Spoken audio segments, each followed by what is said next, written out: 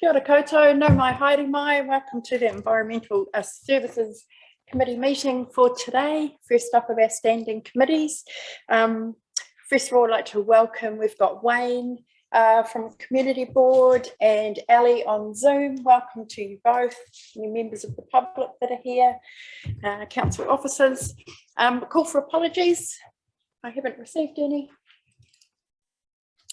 Are there any items of urgent business? Nothing, or matters of minor nature for discussion? Nothing. And any declarations of conflicts of interest related to the paper we're discussing today? Nothing there. Chairperson's report. Since our last 6 weeks, since our last meeting, I've attended committee meetings of youth initiatives, donations and loans and people in performance, a 3 Waters webinar, 2 OTOP meetings, a variety of council workshops, Theatre Royal and Heritage Hub stakeholder meeting, a City Hub steering group meeting, and a regional biodiversity champions catch up. I'd like to move that that chairperson's report's accepted. Thank you, Your Worship. Seconded by Your Worship. Confirmation now of the minutes from our last meeting, which we held by Zoom on the 31st of August. Someone like to move? Thank you, Councillor O'Reilly. Thank you, Councillor Parker. All those in favour? And on to just our one report to consider today, looking at the review of the earthquake-prone building fees. Welcome up Paul Cooper, Group Manager for Environmental Services, and Jason.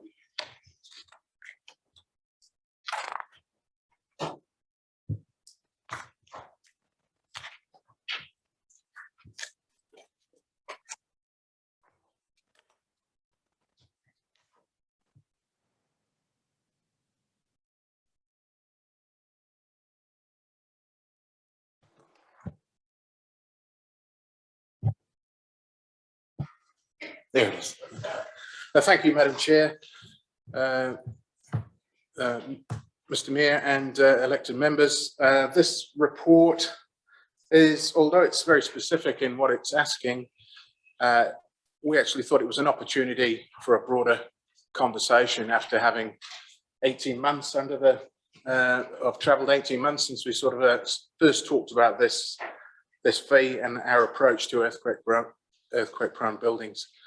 So, although it's about an opportunity to possibly credit a fee to incentivise a particular behaviour, it is actually an opportunity to have a broader conversation. So, on that note, I'll hand over to Jason to talk about his report. Thank you, Paul. Good morning, everybody. Yeah, look, just to reiterate what Paul mentioned, we've been working through this earthquake-prone building project for just over 4 years, and it gives us an opportunity to step back and just have a bit of a look, a bit of a breather, and at some things in particular, the fee and how that's managed, implemented, and is there a way of potentially doing that a little bit more effectively. So that's ultimately what this is about, and that's it from me so far.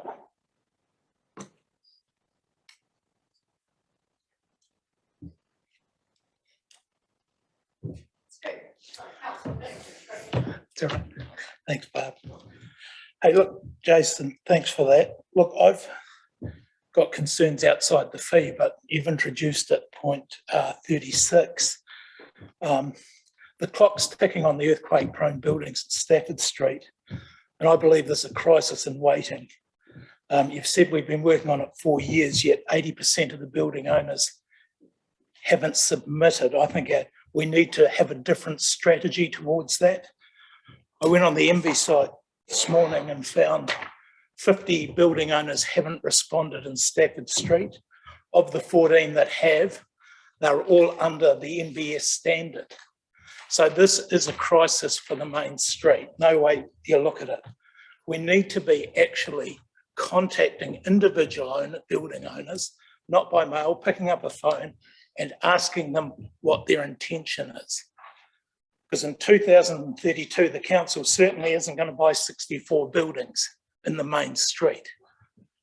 We've got a strategy to enhance the main street or the CBD, spending tens of millions of dollars, yet we don't know what's going to happen to at least 64 buildings in Stafford Street. That's not the CBD. You widen the CBD, you can double those numbers. So I just think we really need to relook at the strategy regarding earthquake-prone buildings.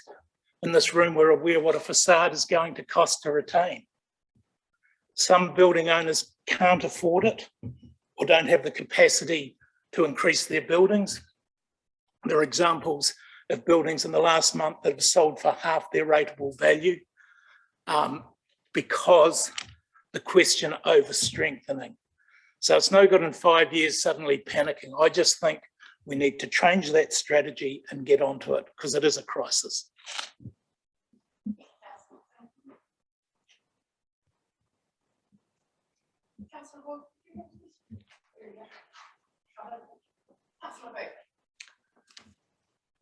Thanks, Madam Chair. Yeah, obviously I concur with Councillor Puddington. There needs to be a bit more of a plan, and I'd like to think that the council are actually leading that. And I just wonder what they're actually doing with their own earthquake-prone buildings that they actually own themselves.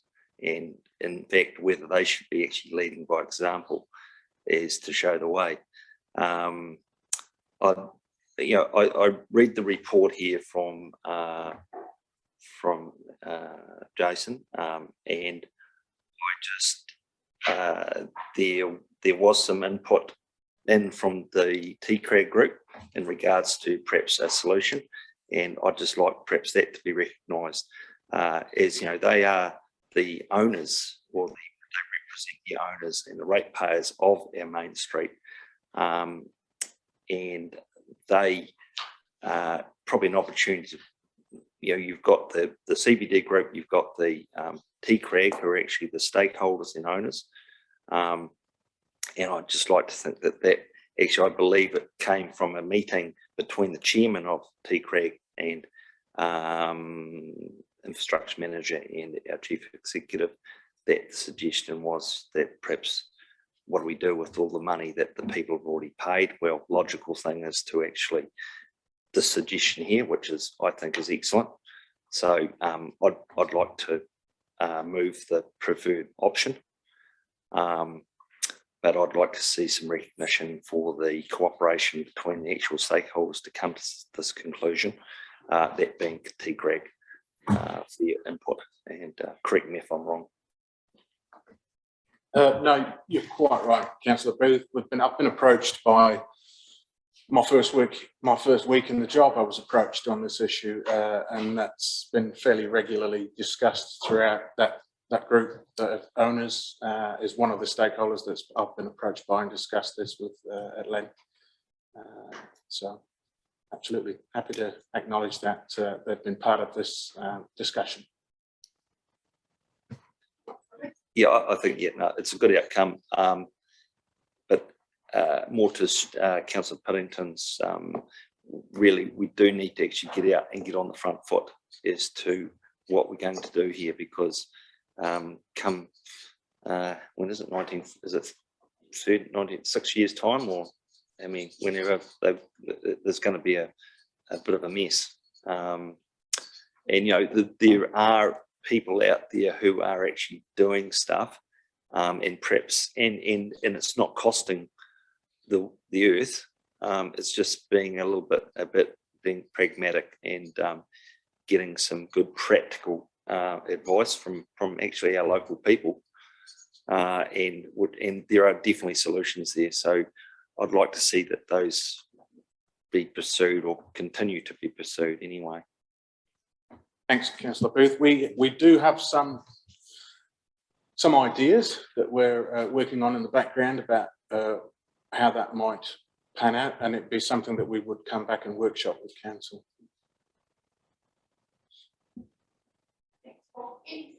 comments or questions on that?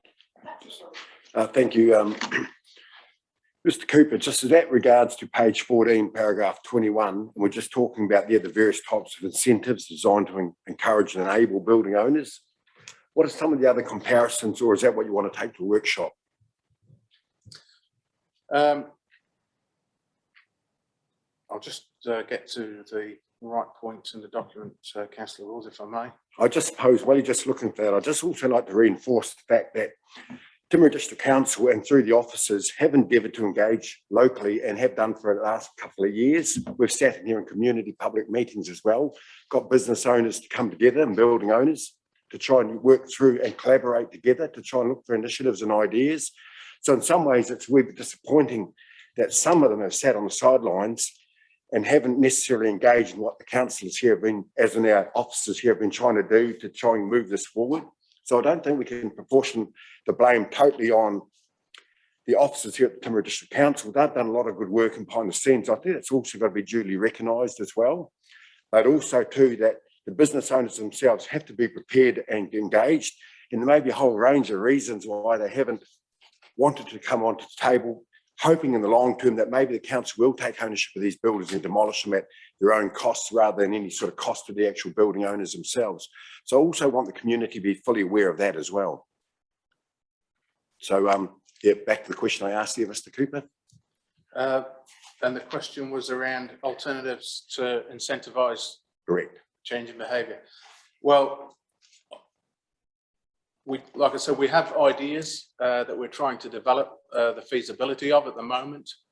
I don't know if there's an appetite to discuss that before we've workshopped it, but one idea would be providing a middle person who has an excellent knowledge of the earthquake-prone building legislation and the issues and of the building sector to provide advice on a one-on-one basis with those building owners.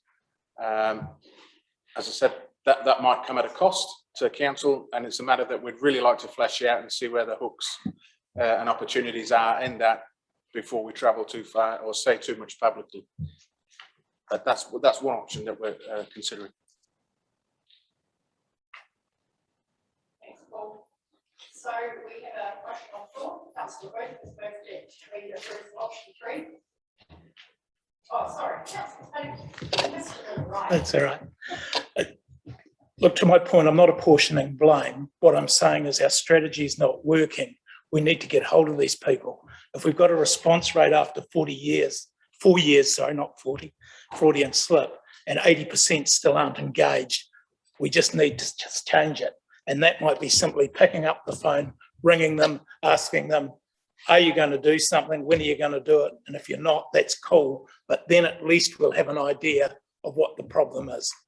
Thanks.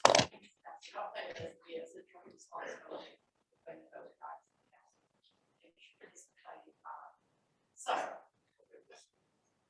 you're here to see the deputy councillor. All those in